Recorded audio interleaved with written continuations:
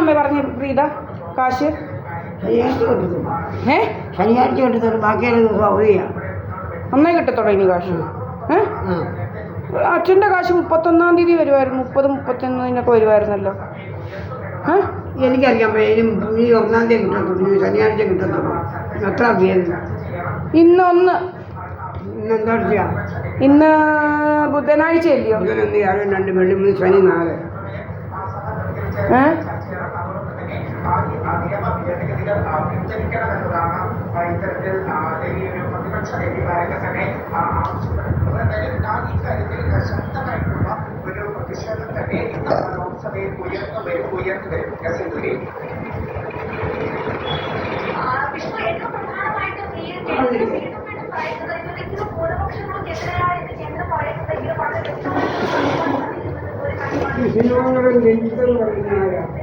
രഞ്ജിത്തല്ല, സംവിധായകനാണ് ഇത്.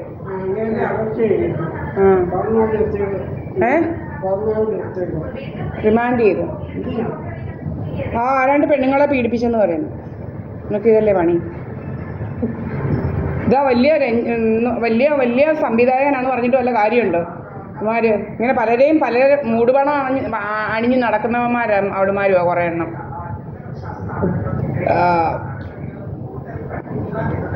അമ്മേ, ഞാൻ ചോദിക്കുന്നതിന് ഒരു മറുപടി നേരെ ചോദിയെന്ന് പറഞ്ഞെന്ന് പറഞ്ഞുകൊണ്ട് ഒരു ദോഷവും വരുന്നതല്ലോ ഞാൻ ചോദിക്കുന്നത്. ഞാൻ അമ്മയ്ക്ക് കിട്ടുന്ന അച്ഛൻ്റെ പെൻഷനെ നെല്ലിയ പ്രീത 15,000 രൂപ അയച്ചു തരുന്നത്. ഒരു പ്രാവശ്യം പറഞ്ഞെന്ന് പറഞ്ഞാൽ അമ്മയുടെ ഒന്നും എനർജി ഒന്നും പോകത്തില്ല. സംശയമൊന്നും ഇല്ലല്ലോ. അപ്പം ഞാൻ എൻ്റെ അച്ഛൻ്റെ 15,000 രൂപയാണ് എനിക്ക് പ്രീത അയച്ചു തരുന്നത്. സംശയമൊന്നുമില്ല. എൻ്റെ അച്ഛൻ്റെ അമ്മയുടെ തന്നെ. എൻ്റെ തന്നെ വേറെ ആരുടെയല്ല. നിന്റെ അച്ഛൻ മരിച്ച പിന്നെ നിന്റെ അച്ഛൻ എവിടെ കിട്ടുന്നത്? എനിക്ക് അത് തന്നെ പറയുന്നത്. അമ്മയുടെ അച്ഛന് മരിച്ച ഭാര്യയ്ക്ക് അവകാശം. അയ്യോ, അത് തന്നെ പറയുന്നത്. അല്ലാതെ വേറൊന്നുമല്ല. നിങ്ങളല്ലാതെ വേറെ ആരുടെ സാധവന് ഭാര്യ ഉണ്ടോ? ഇല്ല. അത് തന്നെ ഞാൻ പറയുന്നത്. അത്രേ ഉള്ളൂ. എൻ്റെ അച്ഛൻ്റെ 15,000 രൂപയാണ് പ്രീത എസ് പണിക്കർ അയച്ചു തരുന്നത്, വേറെ ആരുടെയല്ല.